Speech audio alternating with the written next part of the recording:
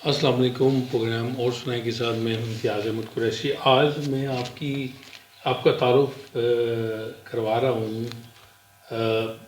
Doctor Rashid امجد صاحب سے۔ Doctor Rashid امجد صاحب افسانے کے حوالے سے ایک بہت بڑا نام۔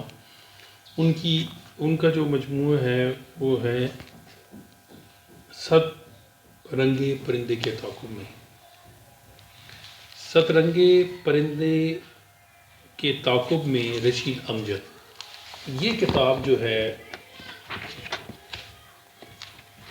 رشید امجد صاحب کی جنوری 2002 میں شائع ہوئی۔ حرف اکادمی نے اس کو شائع کیا، انتصاب انہوں نے احسن کے نام کیا ہے، اور اس میں مختلف افسانے ہیں، اور جو عنوان ہے ست رنگے پرندے کے تعاقب میں چاہ رہا تھا کہ تھوڑا سا آپ کو جو لوگ یہ نئی نسل ہے، کئی لوگوں نے نہیں پڑھا ہوگا، تو تھوڑی سی ان کی ایک جھلک جو ہے میں بتاؤں کہ وہ کیسے لکھتے تھے۔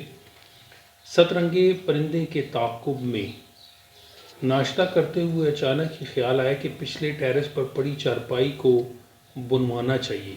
محلے والے گھر سے اس نئے گھر میں منتقل ہوتے ہی اپنا بہت سا پرانا سامان وہیں بانٹ بونٹ آئے تھے، بس یہ ایک چارپائی کسی طرح ساتھ آ گئی۔ کچھ عرصے پچھلے ٹیرس پر دھوپ میں بیٹھنے کے کام آئی، پھر زندگی کی مصروفیات بڑھی تو دھوپ میں بیٹھنا بھی کبھی کبھار ہو گیا۔ چارپائی نواڑ کی بنی ہوئی تھی، بارشوں اور دھوپ میں نواڑ گل گئی، جگہ جگہ سے گل کر نواڑ کی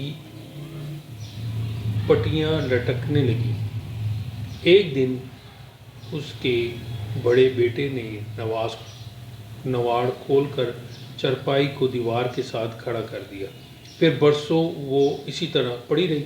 کبھی کبھی کوئی پچھلے ٹیرس کی طرف جاتا تو خیال آتا کہ اب کوئی پرانی چیزیں لینے آیا تو اسے بیچ دیں گے، پھر بات بھول بھال گئی جاتی، کسی کو خیال نہ آتا کہ اسے بنوا لیا جائے۔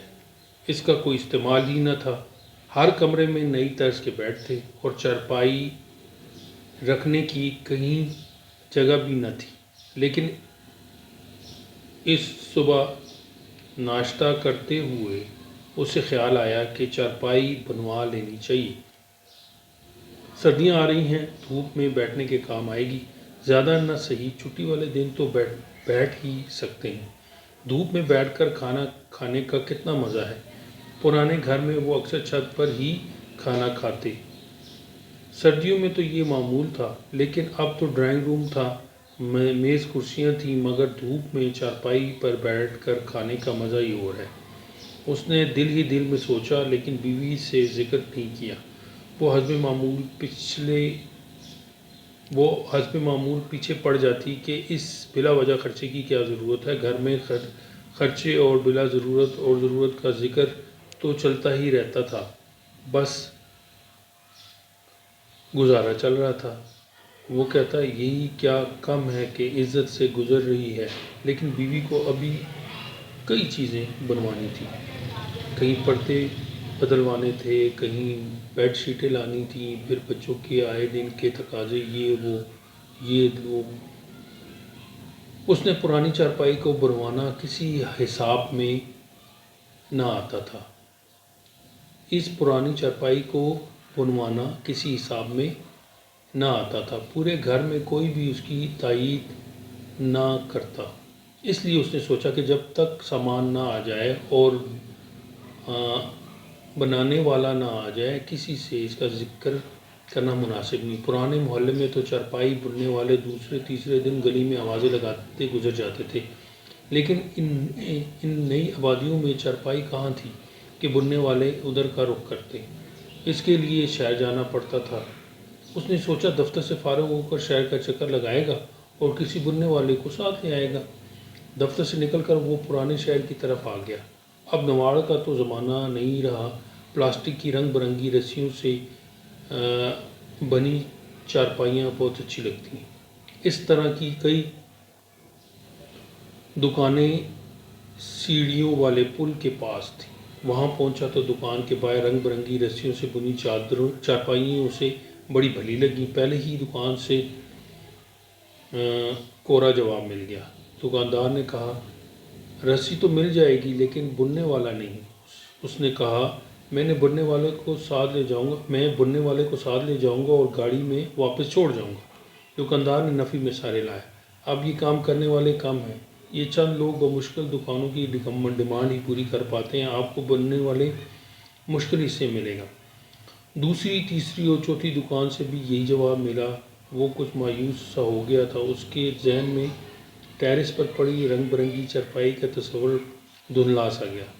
تو کوئی صورت نہیں۔ اس نے آخری دکاندار سے پوچھا، شاید بنی والے چوک میں کوئی مل جائے؟ میرا خیال ہے مل جائے گا، وہاں بڑی مارکیٹ ہے، دکاندار نے کہا۔ اس رش والے وقت میں شہر کے اس حصے میں جانا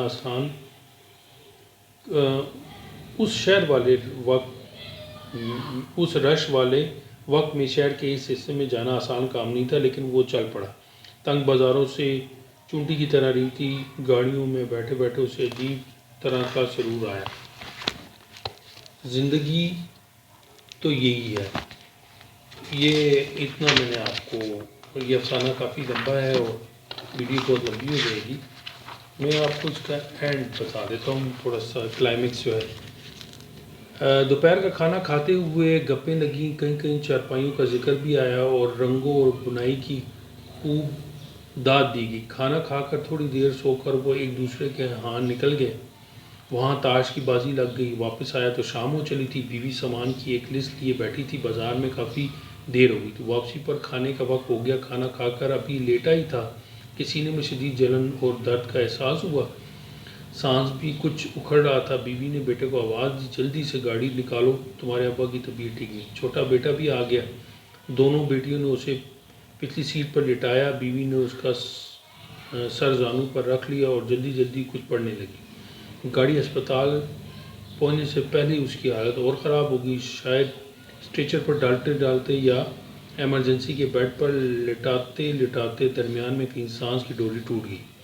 واپسی ایمبولینس میں ہوئی۔ بیوی ایمبولینس میں اور بیٹے پیچھے پیچھے گاڑی میں۔ ایک کورام ماجیا اڑوسی پڑوسی باہر نکل آئے۔ ایمبولینس سے اسٹریچر اتار کر لاؤنج میں لائے تو کوئی بولا، لاش کہاں رکھنی ہے؟ کسی نے بیڈ روم کی طرف اشارہ کیا تو پڑوسی والے بڑی اماں بولی، گھر میں کوئی چارپائی نہیں؟ چارپائی؟ دونوں بیٹوں نے ہچکیوں کے درمیان ماں کی طرف دیکھا، اوپر پڑی ہے۔ بیوی کی ہچکیاں بین میں بدل گئی۔ لاؤنج کا صوفہ ایک طرف کر کے چارپائی درمیان میں بچھا دی گئی اور اسٹریچر سے اس کا وجود چارپائی پر منتقل کر دیا گیا۔ گھر میں چارپائی کتنی ضروری ہے، کسی عورت نے دوسری عورت کے کان میں کہا، اور ہمارے ان گھروں میں اب اس کا رواج ہی نہیں۔ لاؤنج میں ست رنگا پرندہ پر پھیلائے چمک رہا تھا اور ناچ رہا تھا، لیکن اس کی چمک کسی کو سنائی نہیں دے رہی تھی۔